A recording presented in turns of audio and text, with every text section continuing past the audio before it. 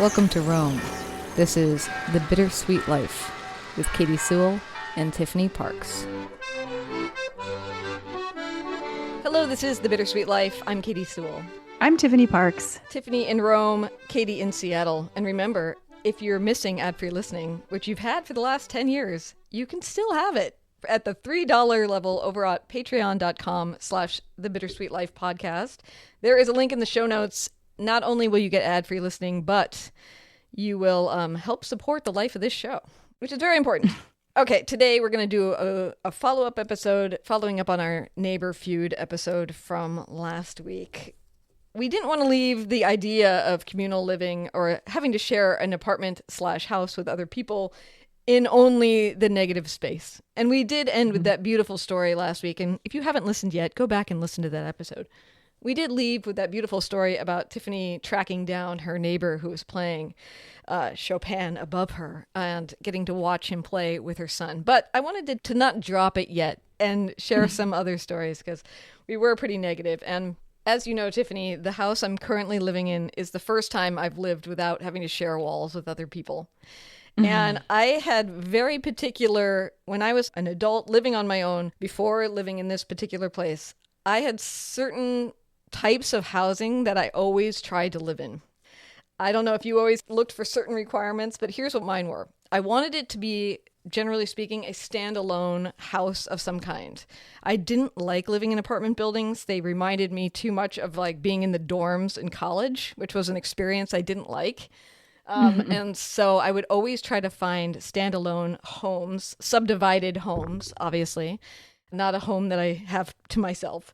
And I really liked it if it had a front door and a back door. Like if my property had a front door and a back door. And that was what I always looked for.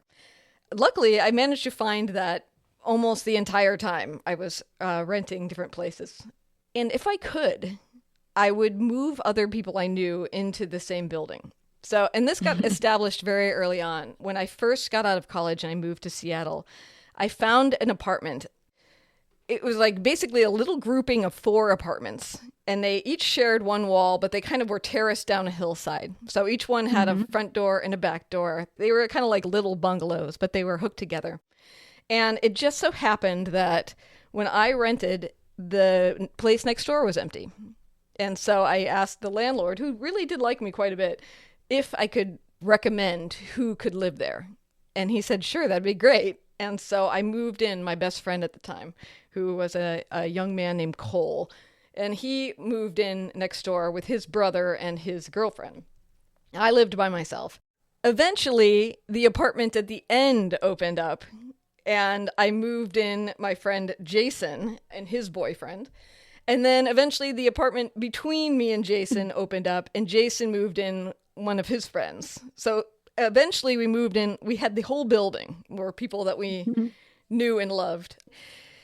And as such, what was cool about it, there were so many things that were cool about it. Because one, I do find some people are really hesitant to live with their friends sometimes because they're like, well, they're going to just want to hang out all the time, you know? And that was definitely a fear of mine. But I do find that people sort of find a rhythm of how to be around each other, when you want to hang out, when you don't. And it actually kind of happens very easily, I found. But it was great to like just always have a friend around, you know, when you're like, ugh, I just need a break and there's somebody there. You just knock on their door and be like, hey, do you want to go take a walk or something?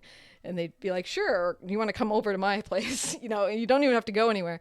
The other thing that was great about it was it became an attraction to other people. For instance, Cole and I were best friends, but we shared friends in common. So now, for those friends, 2 of their friends live in the same area. They're like right next door to each other. So what happens? You come over to them all the time, you know? So we would constantly be having people just stop by. That is the thing about modern living that I hate the most, honestly, is that people don't just stop by. Like in my 20s, it started to become part of a problem. Like I remember being like, I need to make boundaries because people are stopping by too much. And I have, you know, I do want to have like some time to myself. But now that it never happens, now that nobody just stops in and sees if you're home, I really miss that. Because when you just stop by, it's not like I can't say, I can't hang out right now. I'm in the middle of work, you know, but you can still chat for 5 minutes and then send them on their way. But half the time you could be like, sure, come on in, let's hang out. So I do definitely lament the fact, and I don't know if that's this modern world or if that's not being in your 20s anymore, but I certainly miss that people used to stop by. I mean, the other thing that was really wonderful about it, and things rotated, like people would move, Cole moved out eventually, these other people moved in, we had like some ebb and flow to this building. But another thing that was great about it was when kind of unique or tragic things happened, you also had a built-in community. So like on the morning of 9/11, when the planes hit the Twin Towers, I was called by a friend who was living in New York at that time that was like, you should turn on your television. We're being attacked. So I did. And of course, we all remember how traumatic, well, not all of us, because some of you weren't alive, but we all remember, those of us who were alive, remember how tragic and traumatic it was to watch that. And I was watching it alone by myself, but I didn't have to be, because what I did was I went over to the neighbor's house. I knocked on the door. I woke up the girl who was there, living there at the time, and I said, I think you should come over to my house and watch what's happening on television. And she came over, and eventually other neighbors trickled over, and we all watched it together. And I don't remember like having any profound conversations about it. I think we were all kind of in shock, but even so, to like just have these people around to come over and watch it was incredibly helpful. On a more fun level, one night there was a meteor shower, and we hauled lawn chairs up onto the roof of our apartment building, and we all like sat up there and chatted and watched the meteor shower together. Or when the Nisqually earthquake happened, a lot of us happened to be home. That was an earthquake that happened here in Seattle. That was kind of a big deal.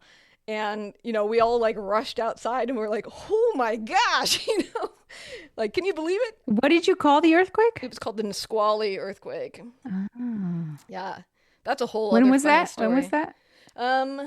Let's see. We just had an anniversary for it. It was in the early 2000s. I don't remember exactly what year it was. Okay. Yeah, I can tell you a very funny side story about that. Let me tell you, because I know I'm just going on and on and on.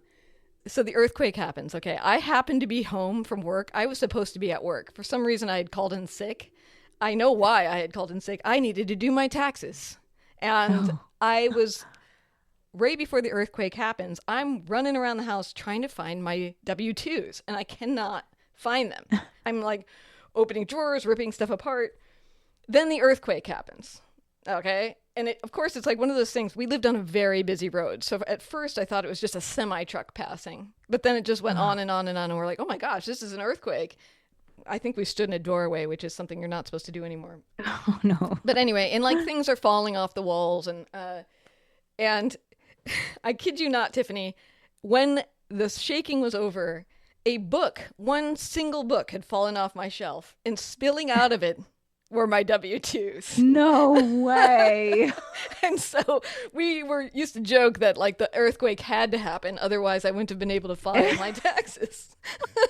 That's kind of hilarious. The other thing that I immediately remembered, because after the shaking was over, we immediately ran outside. And I remembered that there had been a man who was fixing the like the electrical lines across the street from my house that morning. And I rushed outside in time to see him swinging from they hook themselves with secure lines in case they fall, swinging from those lines. And I just hear him yell, well, I'm done for the day. Oh, jeez.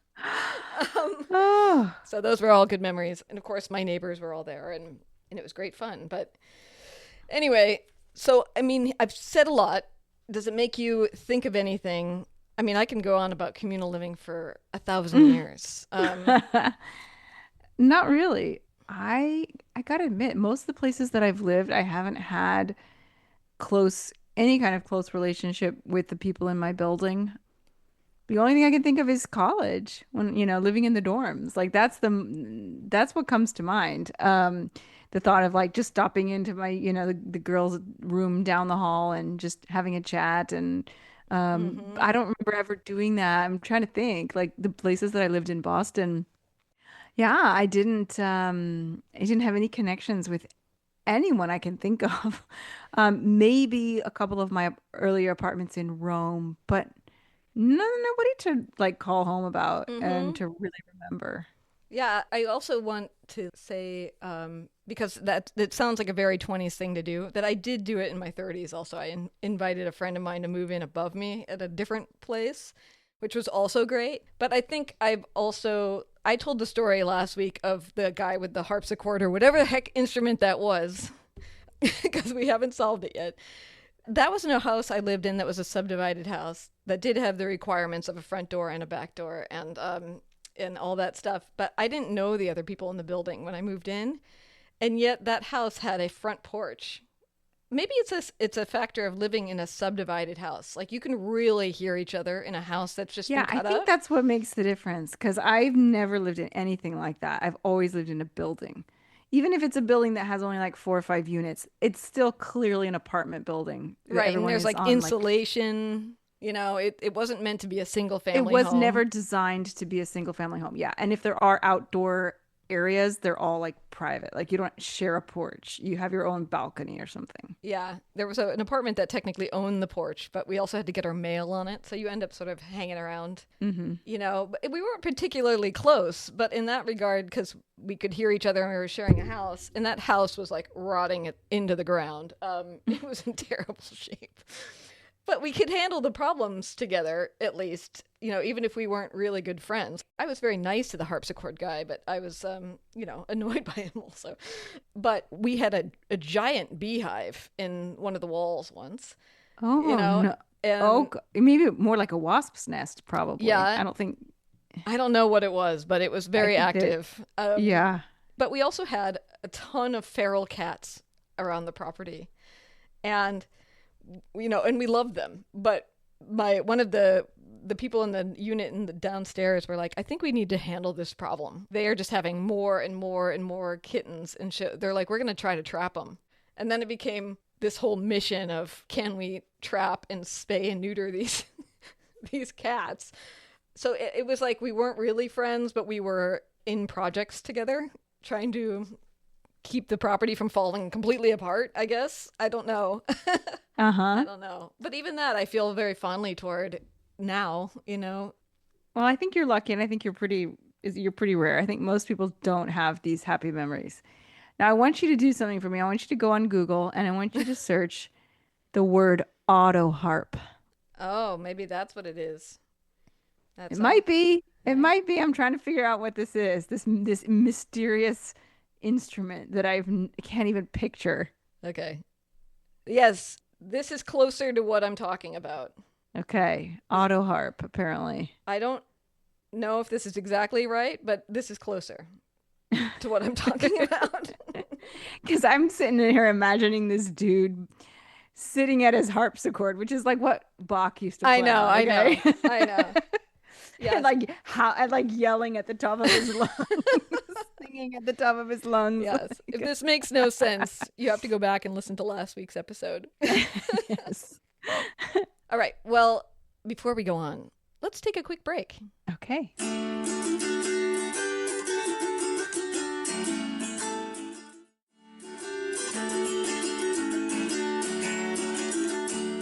All right, and we're back. Remember, if you want ad-free listening, look for the Patreon link in the show notes. So maybe just a couple more thoughts on this sharing space. I mean, people today, I feel like, don't really know their neighbors very well. Do you find that to be true in Italy? I think here in the States, it depends on what state you're in and what type of vibe the city you're living is.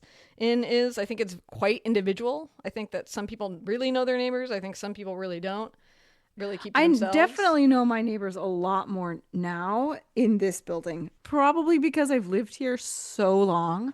I think this is the longest I've ever lived in any one particular home besides the house where I grew up. And also because we all like this house, this building, it was new when we moved in. And most of the people who live in our scala, as they say, like our wing, where our staircase is, because there's another one, they almost all, I would say like 80% of the people in this wing of the building moved in when it was brand new. And so we kind of all met each other back then. And not that we became friends or anything, but we kind of got to know each other. And Claudia was actually quite good friends with the guy next door. And they see each other from time to time. And his wife is an actress. And we sometimes go and see her plays. And the lady on the top, on the fourth floor, not directly above me, but to the side, she and I used to carpool. Her son is now in middle school, but like when he was in, younger, we would carpool because he and Aurelio went to the same school, and I know her, and I've been to her house a few times, and so I have personal connections, and our kids play together. Like, Mm-hmm. so many people in the building have kids. Now they're older, right? They do their own thing and they have their after school activities. But when we moved in, all of our kids were like between babies and 5. Everybody's kids were that little. And so we all would see each other in the courtyard in the afternoon, and all the kids would be playing on their whatever, on their mini bikes or just playing with the ball or what have you. And so we all got to know each other that way as well. Yeah, it is interesting. That's the one thing I haven't ever done. And if any of you listening have good stories about this, I've never bought into a building like you have. Every situation I was in was always temporary. So it's like if it went seriously south, any one of us could have left at any time, you know? And I do think, and I do wonder, I guess, how different it is if you're like buying a condo, and this is where you're planning on living for, the next 20 years or something like that. Then would you want to move in a friend next door? I don't know. Better a friend than and then an enemy. Yeah, I mean that's true. That's true. And I mean, and again, I do believe that people give each other a certain amount of space. But yeah, it would be different. It would be different. Like, do you feel like you've been living in this place for what, like 10 years? Is that right? Yeah. Do you think that when you think back to like brand new Tiffany in her brand new condo, do they call them condos? What's it called? Flat They just say apartment? in Italy they just use the word casa, which Okay. can mean house, but it can also mean home. It really means home more than it Okay. means house. If you want to specify that you live in a house, you say villa or villetta if it's a really small house. Okay. So usually they just say casa mia, and that means like most people assume that that means my apartment. Yeah. Okay. So when you think back to young Tiffany in her brand new casa, do you feel like when you were first meeting all these people in the courtyard, there was a different energy than what you would find there today? Amongst the same people? Yeah. Um, Definitely me and the lady upstairs for sure. Yeah. See last week's show. Um, yeah, I don't know. I don't know that it's that much of a difference. Well, that's probably good. If You mean like have we grown to hate each other? Like, well, I mean, I guess certain relationships would get deeper, certain ones would become more distant, I imagine. yeah, I don't think that any have become distant because like there were never any close relationships to start with. So Uh-huh. it's just that some relationships have deepened and some have just not, I guess. It's Mm-hmm. more like that. But I certainly, it is nice to, on my way down to the garage to get in my car to do whatever, to see the guy from the fourth floor and say, "Hi, how you doing? Did your arm heal because you just had a broken arm?" Or, see someone from the ground floor and say hello to them. It's nice to know people and not have it be like that weird thing where you say hello to people just because you're seeing them, not because you actually know them. Yeah. Like you feel like you should say hello, but you don't know who they are. They're people you actually know. And the guy on the fourth floor is also a taxi driver, and he always drives us to the airport whenever we have to go, That's and cool. gives us a really good price.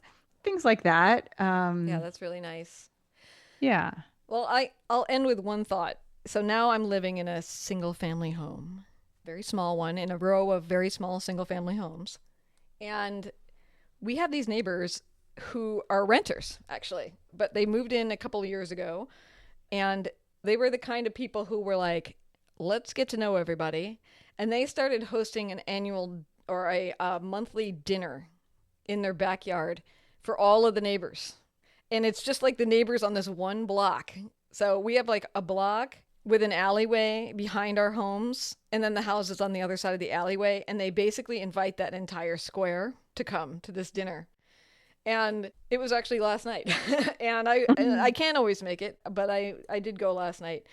And they always make it very casual. Like last night was a baked potato bar, so you grab your baked potato and you just move your way, so you're not committed to like sitting there and having an actual meal together. You're just sort of stopping by and saying hello. Hmm. But I have found that it's not like I've met any of these people and now we're hanging out, but it Hmm. has really changed the feeling of the block because now we all recognize each other when we're out walking around.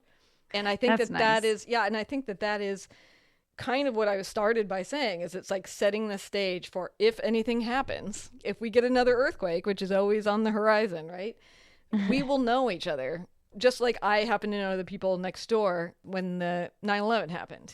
These people who are, renters, and so therefore you would think not as invested, Mm-hmm. have managed to make it so that we all recognize each other. And I think that's pretty, I mean, it's very unusual that you have somebody who's like that, who's like, let's Yeah, get the neighborhood together. I like it. I like it too. And I'm like, well, maybe, I don't know if I would be that person, but I'd like to think that I would maybe try that if I ever moved away, just to get to know everybody. Mm-hmm. Well, you could start doing it too, Katie. I You know. could start like every other And take like their month. thing. I Well, mean, no, but I mean, maybe they'd be happy to like have it taken off their plate like every other month, less work for them. yeah. Well, what's funny is like that. Okay, this is my final thought, I promise. What was funny was at the last time I could go to one of these neighborhood dinners, me and Marty, who's one of the hosts, were talking about this particular squirrel. And I don't know if I brought this up on the podcast or not, but we had a squirrel that was like falling over. We named him Busby. He had a different name for him. I forget what his name was. But he obviously had some sort of problem, like balance issue.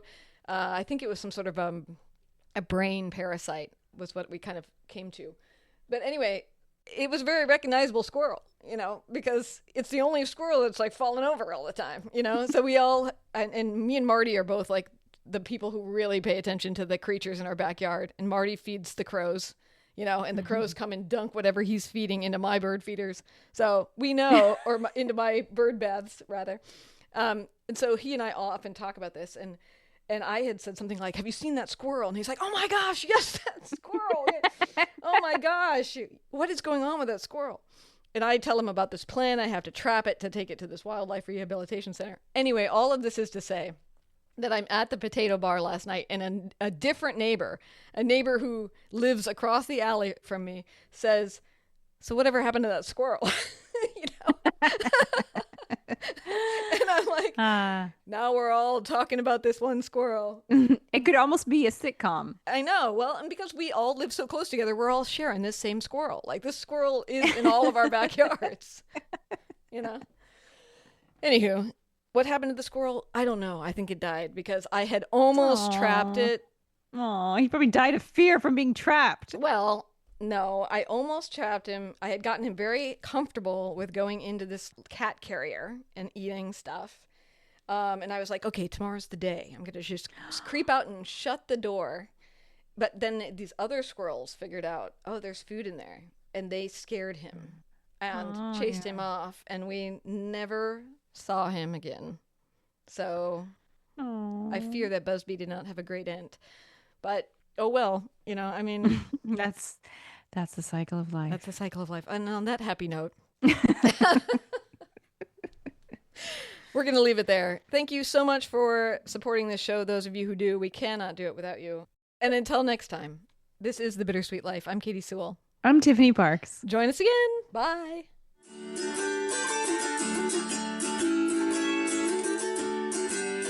Thank you so much for supporting this show. Those of you who do, we cannot do it without you. And we will talk to you next week. How do we usually end it? And until next time. Sorry, my mind is still with the squirrel. And until next time, this is The Bittersweet Life. I'm Katy Sewell. I'm Tiffany Parks. Join us again.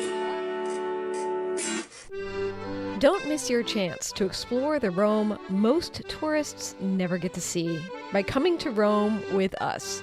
We'll take you through the history, art, and stories of Rome in a way that you will never forget. Visit thebittersweetlife.net for more information or email us at bittersweetlifepodcast@gmail.com.